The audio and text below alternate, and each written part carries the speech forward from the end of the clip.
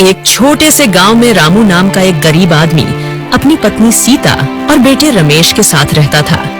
रामू के पास एक छोटी सी जमीन थी जिससे वह थोड़ा बहुत अनाज उगाकर अपना गुजारा करता था।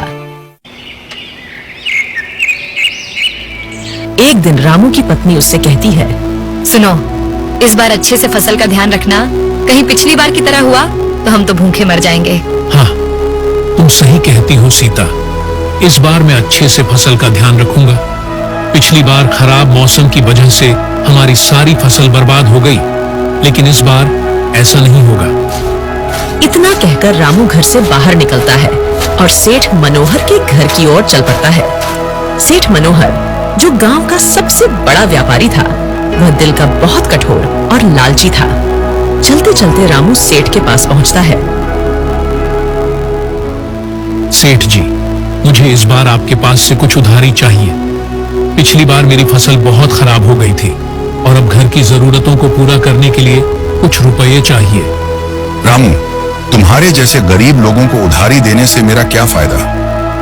तुम जानते हो कि मुझे ऐसे लोगों से कोई सहानुभूति नहीं है। तुम अगर कुछ काम नहीं कर सकते तो मैं क्या कर सकता हूँ? सेठ जी, मैं सच में कड़ी मेहनत करता हूँ, पर इस बार मौसम ने मुझे धोखा दिया था। अगर आप मुझे कुछ उधारी दे सकें तो मैं आपका उधार अगले कुछ महीनों में चुका दूंगा। अच्छा, तो तुम चाहते हो कि मैं तुम्हें पैसे दूं? सुनो रामू, मैं तुम्हें एक प्रस्ताव देता हूँ। तुम्हारे पास जो थोड़ी बहुत जमीन है उसे मुझे बेच दो, फिर तुम्हारी जो भी जरूरतें होंगी वो सब पूरी हो जाएंगी। सेठ जी, यह तो मेरे लिए बहुत बड़ा फैसला है। वह जमीन मेरे परिवार की बहुत पुरानी संपत्ति है, उसे मैं कैसे बेच सकता हूँ? तो फिर तुम ही फैसला करो। अगर तुम्हें मुझसे पैसे चाहिए तो तुम्हारी जमीन मेरी होगी, और वैसे भी तुम्हारे पास कोई और विकल्प नहीं है। रामू थोड़ी देर सोचता है, फिर धीरे से सिर झुका लेता है। माफ करना सेठ जी, मैं अपनी जमीन नहीं बेच सकता। इतना कहकर रामू निराश मन से घर की ओर चल देता है। घर पहुंचने पर सीता उससे पूछती है, आप कहाँ चले गए थे? मैं कब से आपका इंतजार कर रही थी। सीता, मैं सेठ मनोहर के पास कुछ पैसे उधार मांगने गया था, पर मुझे उसकी नजर ठीक नहीं लगी। ऐसा क्या हुआ रामू? इसके बाद रामू सीता को सारी बात बता देता है। नहीं रामू, हम अपनी जमीन नहीं बेचेंगे। सुनो रामू, तुम सुबह से भूखे हो, थोड़ा खाना खा लो। इसके बाद रामू खाना खाने लगता है। खाना खाने के बाद रामू फावड़ा लेकर खेत की ओर चल देता है। खेत पर पहुंचकर रामू काम करने लगता है। वह कुछ देर काम करता ही है कि तभी अचानक बारिश शुरू हो जाती है। अरे, ये बारिश फिर से आ गई। इस बारिश में तो मैं काम भी नहीं कर पाऊंगा। रामू तुरंत घर की ओर चल देता है। रामू रास्ते में जा ही रहा होता है, तभी अचानक एक बैल तेजी रामू की ओर आता है। रामू बचने की कोशिश करता है, लेकिन बैल रामू को एक जोरदार टक्कर मारकर चला जाता है। रामू वहीं बेहोश होकर गिर जाता है। बेटा रमेश, तेरे पिता खेत पर गए थे और अभी तक वापस नहीं आए। बेटा, बारिश भी काफी तेज हो रही है, कहीं कोई अनहोनी ना हो जाए। माँ, आप चिंता मत करो, मैं अभी जाकर देखता हूँ। इसके बाद रमेश खेत की ओर चल देता है। तभी रास्ते में रामू उसे बेहोश मिलता है। रमेश जल्दी से रामू के पास जाता है। उठो पिताजी, आपको क्या हुआ? रामू के ना उठने पर रमेश बडढोस के किशन के पास जाता है और उसे सारी बात बता देता है। किशन जल्दी से आता है और रामू को उठाकर उसके घर ले जाता है। रामू की हालात देखकर सीता घबरा जाती है। हे भगवान, ये क्या हो गया? आखिर रामू की ये हालात कैसे हुई? माँ, आप चिंता मत करो, मैं अभी डॉक्टर को बुला कर लाता हूँ। रमेश जल्दी से डॉक्टर के साथ वापस लौटता है। डॉक्टर रामू की जांच करता है। रमेश बेटा, रामू की किसी चीज से जोरदार टक्कर हुई है, जिसके कारण उसके हृदय ने काम करना बंद कर दिया है। अब क्या होगा डॉक्टर साहब? सीता, जो होना था वो हो गया। रामू अब जीवित नहीं है। ये सुनकर सीता और रमेश वहीं बैठकर रोने लगते हैं। नहीं, हे भगवान, ये क्या हो गया? धीरे धीरे समय बीतता है। रामू के चले जाने के बाद सीता बहुत उदास रहने लगी। रमेश भी अपने पिता को याद करके दुखी हो जाता था। रात का समय, एक जर्जर झोपड़ी, अंदर एक बुझता हुआ दीपक टिमटिमा रहा था। सीता उदास बैठी थी और पास में रमेश बैठा था। माँ, ऐसे कब तक जिएंगे? हम रोज अधपेट सोते हैं, कहीं कोई काम नहीं मिलता। ऐसा कब तक चलेगा? बेटा चिंता मत कर, मेहनत से ही पेट भरेगा, कोई ना कोई रास्ता जरूर निकलेगा। लेकिन माँ, गांव में मजदूरी के लिए भी कोई काम नहीं बचा और फसल तो मुश्किल से खाने लायक ही हो पाती है। हम खुद का कुछ काम शुरू करेंगे बेटा, अपनी मेहनत की रोटी खाएंगे। अगली सुबह माँ और बेटा झोपड़ी के बाहर बैठकर सोच रहे थे। हाँ माँ, ये विचार तो ठीक है, लेकिन हमारे पास कुछ भी नहीं है। दुकान कैसे खोलेंगे? बेटा हमारे पास हिम्मत और हुनर है, मैं पराठे अच्छे बना सकती हूँ। अगर सड़क किनारे एक छोटी सी दुकान लगा ले तो हमारा काम बन सकता है। लेकिन माँ, उसके लिए तो चूल्हा, आटा और सब्जियां चाहिए। हमारे पास पैसे भी नहीं है। बेटा कुछ भी आसान नहीं होता, हमें कोशिश करनी होगी। सीता अपनी बची हुई पुरानी चूल्ही निकालती है और पास के सुनार के पास बेचने जाती है। रमेश भी उसके साथ में जाता है। अरे सीता बहन, क्या बात है? ये चूड़ी क्यों बेच रही हो? भाई साहब कुछ जरूरत आन पड़ी है, बस जो उचित दाम मिले दे दीजिए। ये पुरानी चूड़ी है, ज्यादा दाम नहीं दे सकता, सिर्फ 500 रुपए दे सकता हूँ। ये तो बहुत कम है। कोई बात नहीं भाई साहब, दे दीजिए। सीता पैसे लेकर किराना की दुकान पर जाती है और जरूरत के हिसाब से आटा, तेल और मसाले खरीदती है।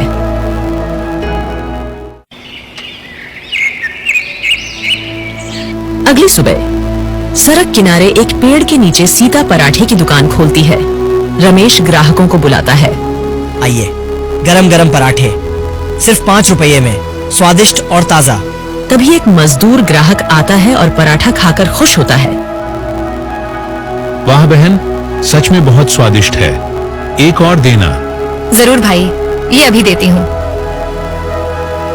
धीरे धीरे ग्राहकों की संख्या बढ़ने लगती है। रमेश और सीता की मेहनत रंग लाने लगती है। शाम का समय, सड़क के किनारे बनी सीता की छोटी सी दुकान पर हलचल थी। बहन जी, आपके पराठे तो बहुत स्वादिष्ट हैं। हाँ सच में, आपका पराठा खाकर पेट भी भरता है और दिल भी खुश हो जाता है। धन्यवाद भैया, मेहनत से बनाए हैं, प्यार से खाइए। माँ, आज तो पहले दिन ही अच्छी बिक्री हो रही है। हाँ बेटा, मेहनत का फल मिलने लगा है, लेकिन हमें और मेहनत करनी होगी। तभी सेठ मनोहर घोड़े पर सवार होकर आता है और दुकान को देखता है। अरे, ये उसी रामू की पत्नी है जिसने मुझे जमीन देने से मना किया था। इसे अभी मजा चखाता हूँ। अरे, ये क्या हो रहा है? सड़क के किनारे अवैध दुकान किसकी इजाजत से लगा रखी है? साहब, हम गरीब हैं, बस अपना पेट पालने के लिए ये दुकान लगाई है। ये जगह मेरी है, मैं यहाँ कोई ठेला फेरी नहीं चाहता। तुरंत हटाओ इसे।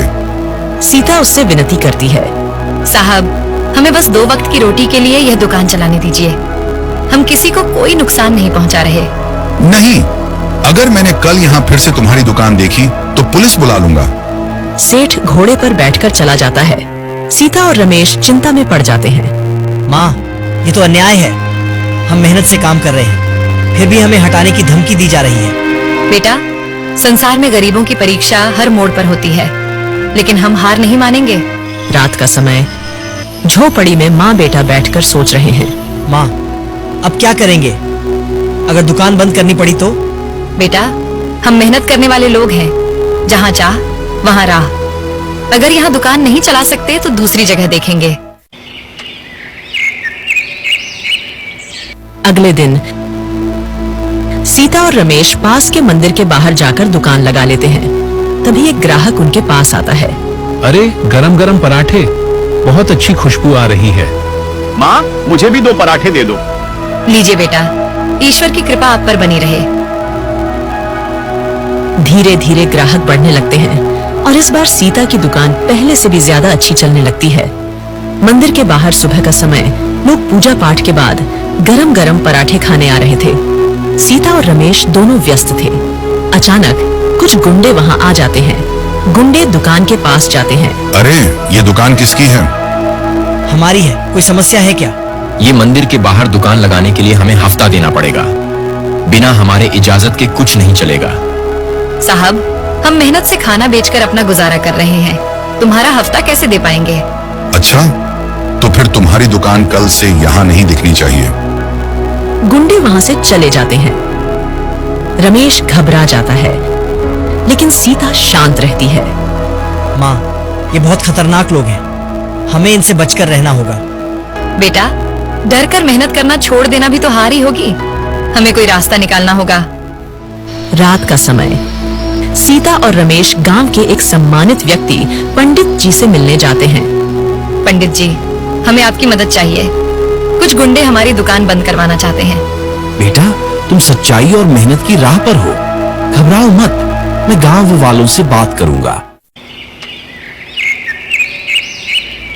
अगली सुबह जब गुंडे फिर से आते हैं तो मंदिर के पुजारी और गांव के लोग वहां इकट्ठा होते हैं। सुनो, ये मंदिर गरीबों की सेवा के लिए भी है। मेहनत करने वालों को कोई नहीं रोक सकता। हाँ, हम इनके साथ हैं। अगर किसी ने कुछ गलत किया तो हम सब उसे नहीं छोड़ देंगे। गांव वालों को एक साथ देखकर गुंडे डर कर भाग जाते हैं। रमेश खुशी से अपनी माँ को देखता है। माँ, हमने जीत हासिल कर ली। बेटा, ये जीत नहीं, मेहनत की सच्ची शुरुआत है। अब हमें और ईमानदारी से काम करना होगा। कुछ समय बाद सीता और रमेश की पराठे की दुकान अब लोकप्रिय हो गई। अब उनके पास एक छोटी गाड़ी भी थी जिस पर वह अपना सामान रखते थे। अरे वाह, अब तो दुकान और अच्छी हो गई है। हाँ, और स्वाद भी पहले से बेहतर लग रहा है। धन्यवाद। मेहनत और सच्चाई से बनाए गए पराठे में हमेशा स्वाद रहता है। माँ, आज हमने इतने पैसे कमाए कि हम अच्छे कपड़े और कुछ और सामान खरीद सकते हैं। हाँ बेटा, लेकिन हमें अभी और पैसे बचाने होंगे। हमें अपनी खुद की छोटी दुकान बनानी है ताकि कोई हमें बार बार हटाने की धमकी न दे सके। लेकिन दूर खरा सेठ यह सब देख रहा था। वह किसी भी हालात में इस दुकान को बंद कराना चाहता था। शाम का समय, सेठ अपने गुंडों के साथ बैठा था। मैंने इनकी दुकान बंद करने की कोशिश की, लेकिन ये और ज्यादा सफल हो गए। अब इन्हें सबक सिखाने का वक्त आ गया है। हुक्म दीजिए मालिक, हम इनकी दुकान तोड़ देंगे। नहीं, इतना आसान नहीं होगा। मैं इन पर ऐसा वार करूंगा कि ये दोबारा उठ ही ना सके। अगली रात जब सीता और रमेश सो रहे होते हैं तो कुछ गुंडे उनकी दुकान में आग लगा देते हैं। दुकान जलकर राख हो जाती है। सुबह का समय, सीता और रमेश जब मंदिर के पास जाते हैं तो उनकी दुकान जल चुकी थी। वहां राख के अलावा कुछ भी नहीं बचा था। माँ, हमारी सारी मेहनत जल गई। अब क्या करेंगे? बेटा, आग से सिर्फ लकड़ी जलती है, मेहनत नहीं। हम फिर से शुरू करेंगे। गांव वाले भी वहां आ जाते हैं और दुखी हो जाते हैं। ये तो बहुत अन्याय हुआ। जिसने भी यह किया वह बहुत बड़ा पापी है। घबराओ मत सीता, ईश्वर सब देख रहा है। हम सब तुम्हारी मदद करेंगे। गांव वाले पैसे इकट्ठे करते हैं और मिलकर नई दुकान बनाने में मदद करते हैं। रमेश मेहनत से अपनी माँ के साथ मिलकर दुकान खड़ी करता है। कुछ ही दिनों में एक नई और बेहतर दुकान बन जाती है। रात का समय, सेठ अपने हवेली में बैठा था। उसके गुंडे उसके सामने खड़े थे। ये गरीब औरत बार बार कैसे उठ जाती है? मैंने इसकी दुकान जलाई, फिर भी इसने नई बना ली। मालिक, यह औरत बहुत जिद्दी है। गांव वाले भी इसका साथ दे रहे हैं। अब इसे ऐसा झटका दूंगा कि यह कभी उठ ही ना सके। इस बार इसकी दुकान पर गलत आरोप लगवाकर पुलिस से इसे गिरफ्तार करवा दूंगा। वह एक पुलिस अफसर को रिश्वत देने की योजना बनाता है। अगली सुबह सीता की दुकान पर ग्राहकों की भीड़ लगी होती है। तभी कुछ पुलिस वाले आते हैं। यह दुकान गैर कानूनी है। यहाँ मिलावटी खाना बेचा जा रहा है। नहीं साहब, हम तो मेहनत से काम करते हैं। ये झूठा आरोप है। हमने कभी कोई खराब खाना नहीं खाया। हमारे पास गुप्त सूचना है। सीता को गिरफ्तार किया जाता है। रमेश रोते हुए अपनी माँ को देखता है, लेकिन पुलिस सीता को ले जाती है। गांव वाले एकजुट होते हैं और पंडित जी के साथ मिलकर थाने जाते हैं। इंस्पेक्टर साहब, यह औरत गरीब है लेकिन बहुत मेहनती है। इस पर गलत आरोप लगाया गया है। हाँ साहब, हमें तो इसके हाथ के खाने से कभी कोई शिकायत नहीं हुई। हाँ, मेरी माँ निर्दोष है। लेकिन पुलिस सेठ के प्रभाव में थी और जमानत देने से मना कर देती है। रमेश दुखी होकर गांव के सरपंच के पास जाता है। सरपंच शहर के बड़े अधिकारी से मिलकर पूरे मामले की जांच करवाने का आदेश दिलवाता है। कुछ ही दिनों में पुलिस को झूठे सबूत गढ़ने की बात पता चल जाती है। सेठ का भेद खुल जाता है। हमें माफ कर दीजिए सीता देवी, हमने शक के दायरे में तुम्हें गिरफ्तार किया। आप निर्दोष हैं। सीता छूट जाती है और सेठ को गिरफ्तार कर लिया जाता है। गांव के लोग खुश थे कि सीता निर्दोष साबित हो गई और सेठ को जेल हो गई। लेकिन रमेश जानता है कि यह आदमी आसानी से हार मानने वाला नहीं है। माँ, वह आदमी सिर्फ कुछ दिनों के लिए जेल गया है। उसके पैसे और ताकत के कारण वह जल्दी छूट जाएगा। बेटा, बुराई की उम्र ज्यादा नहीं होती, हमें धैर्य रखना होगा। नहीं माँ, इस बार मैं उसे ऐसा सबक सिखाऊंगा कि वह दोबारा किसी गरीब का हक न छीन सके। रमेश गांव के सरपंच और पंडित जी से मिलने जाता है। बेटा, अगर हमें उसे हमेशा के लिए सजा दिलवानी है तो हमें और सबूत जुटाने होंगे। हाँ, हमें उसके पिछले अपराधों का भी पर्दाफाश करना होगा।